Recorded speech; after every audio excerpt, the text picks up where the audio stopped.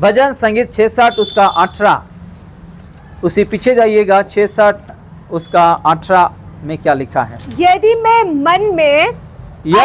मन में अनर्थ की बात सोचता, कौन सी बात? अनर्थ की बात सोचूंगा तो प्रभु मेरी ना सुनता। आपको ये बात समझ में? अगर हमारा मन में अन्य विचार चल रहा है, बुरी विचार चल रहा है, प्रभु हमारा नहीं सुनने वाले हमारा प्रार्थना को। आपको ये बात समझ में? यहां पे क्या लिखा है फिर से हम पढ़ेंगे। यदि मैं मन में अनर्थ की बात सोचता हूं तो प्रभु मेरी ना सुनने वाले। और नीचे क्या लिखा है 19 में? परंतु जी परमेश्वर ने तो सुना है, उसने मेरी प्रार्थना की और ध्यान दिया है। हालेलुया। अगर हमारा मन साफ नहीं है, हमारा मन प्रभु यीशु मसीह जैसा नहीं है, प्रभु यीशु मसीह भी हमारा प्रार्थना को सुनते नहीं है। हमारा मन को आईना की तरह साफ रखना चाहिए, लोगों के बीच में हम प्रेम रखना चाहिए, मिलजुल के प्रेम में आगे बढ़ना चाहिए। ऐसा मन प्रभु से पूछना है जिसके पास आज नहीं है। जो लोग आज आदतों में हैं, उस आदतों को छोड़ दो।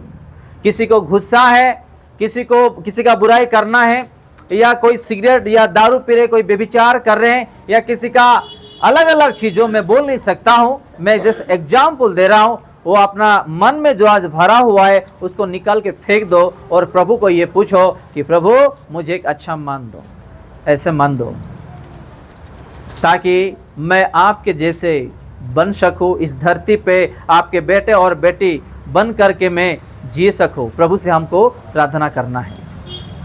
और एक वचन देखेंगे हम, उसी प्रकाशित वाक्य उसका 2:5 में क्या लिखा है।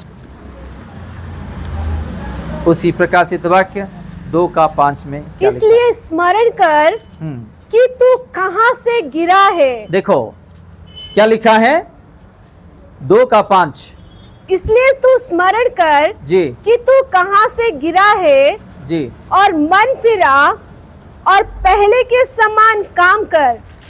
यदि तू मन ना फिराएगा जी तो मैं तेरे पास आकर जी तेरी दीवट को उसके स्थान से हटा दूंगा। फिर से हम पढ़ते हैं, फिर से हम पढ़ते और सुनते और समाप्त करते हैं। इसलिए स्मरण कर कि, इसलिए आप याद करो कि तू कहां से गिरा है। तू कहां से गिरा है।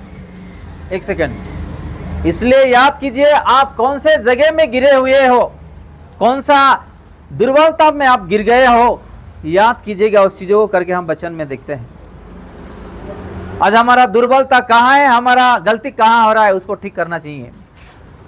हमारा मन में अगर अलग विचार हो रहा है तो उसको ठीक करना चाहिए। कहाँ पे आज हम गिरे हुए, आज बहुत सारे लोग अलग अलग जगह में गिरे हुए हैं, उसको ठीक करना चाहिए। मैं नहीं कहता हूं, प्रभु का वचन कहता है। जिस स्थान पर आज हम गिरे हुए हैं, प्रभु हमको हाथ दे, मैं तुझे उठाऊंगा। तू जो गिरा हुआ है जो स्थान पर, मैं तुझे उस स्थान से आपको मैं उठाऊंगा और खड़ा करूंगा, प्रभु बोलते हैं। लेकिन आज हम प्रभु यीशु मसीह को हाथ नहीं दे पा रहे हैं, उसी जगह पे आज भी हम गिरे हुए हैं। इसलिए प्रभु का वचन ये कहता है, फिर से हम उसी पहला लाइन को दोहराते हैं और सुनते हैं। इसलिए स्मरण कर कि जी तू कहां से गिरा है, तू कौन सी बात में, कौन सा दुर्बलता से गिरा है, और मन फिरा और मन को फिरा ले और पहले के समान काम कर। और पहले के समान आप बन जा। पहले हम एक अच्छा प्रार्थना करते थे, विश्वासी होते थे, प्रभु के भवन में आते थे, अलग अलग चीज जो अच्छा काम करते थे उसको याद करना है अपने को। अभी क्यों गिर गए हैं, प्रभु हमको वचनों से बात कर रहे। पहले कैसे थे, आज कैसे है।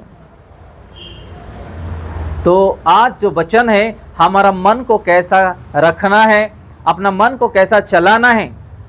एक इंसान को आप चला नहीं सकते हैं, क्या एक इंसान को आप चला नहीं सकते हैं, लेकिन आप खुद आपको चला सकते हैं।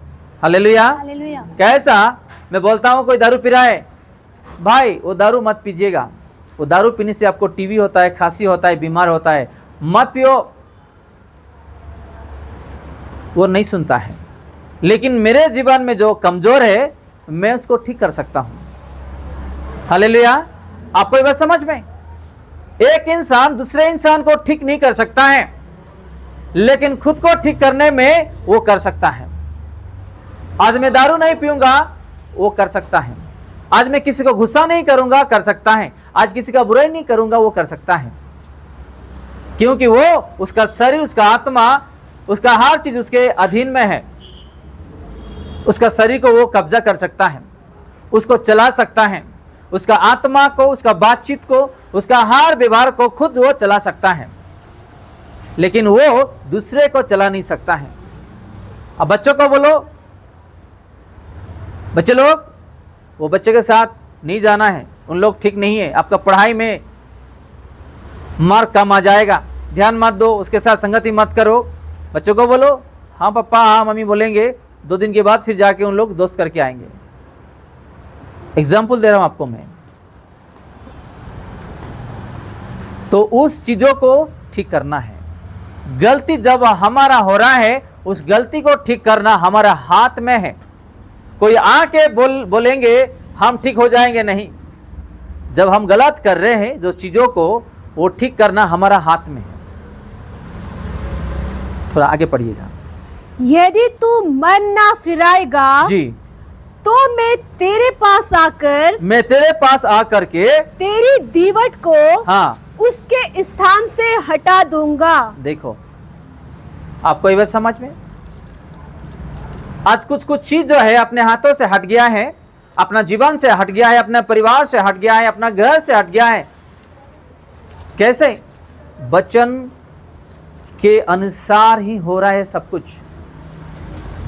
आने वाले दिनों में बाढ़ आएगा, तूफान आएगा। अभी कौन सा शहर था वो, बाहर कंट्री, म्यांमार, बाहर देश, थाईलैंड, यस, थाईलैंड में बहुत बड़ा झटका हुआ, भूमिकंप हुआ। कैसा हुआ? जहां पे ज्यादा पाप बढ़ेगा, जहां पे ज्यादा परमेश्वर को भय नहीं करेंगे, उसका आदर नहीं करेंगे, सम्मान नहीं करेंगे, अलग अलग परिस्थिति आएगा उसके वचनों के अनुसार। आज ऐसे ऐसे देश है, कोई यीशु मसीह को डरते नहीं है, विश्वास नहीं करते हैं और ठुकरा देते हैं।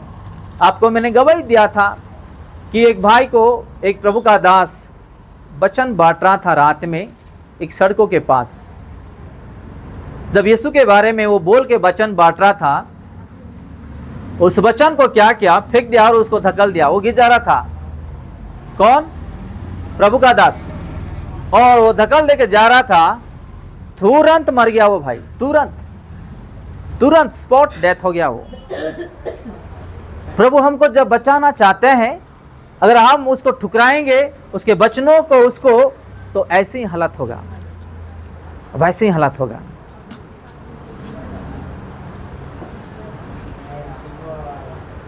और एक वचन देखेंगे, हम समाप्त करेंगे। मार्कुस उसका 6 अध्याय 12 में क्या लिखा है हम देखेंगे। मार्कुस 6 अध्याय 12 में क्या लिखा है। तब उन्होंने जाकर प्रचार किया, मन फिराओ।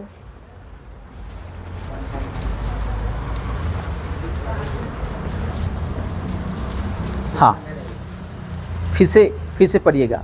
तब उन्होंने जाकर प्रचार किया कि मन फिराओ। और नीचे क्या लिखा है 13 में? और बहुत सी दुष्ट आत्माओं को निकाला और बहुत से बीमारों पर तेल मलकर हाँ, उन्हें चंगा किया। हालेलुया। हमारे जीवन में अगर हम मन नहीं फिराएंगे, अपना मन को नहीं सजाएंगे, तो हम कुछ भी नहीं है, हम कुछ भी नहीं है। आज अपना मन कहाँ पे, अपना हृदय कहाँ पे, अपना हृदय कैसा है? हमारे हृदय को परिवर्तन करना चाहिए। अगर अपना मन को नहीं फिराएंगे तो हम कभी भी आगे बढ़ नहीं पाएंगे, शांति से रह नहीं पाएंगे। चाहे पति हो, पत्नी हो, बच्चों हो, चाहे माँ बाप हो, गुजर हो, या अपना भाई बहन हो, या और कोई भी हो जाने दें। अगर हम मन जब तक नहीं फिराएंगे, प्रभु के वचनों में नहीं चलेंगे, नहीं जिएंगे, हम कुछ भी नहीं कर सकते हैं। फिर से और एक वचन देखेंगे, उसी मार्क 1:15 में क्या लिखा है। उसी मार्कुस 1 अध्याय 15 कलम में क्या लिखा है।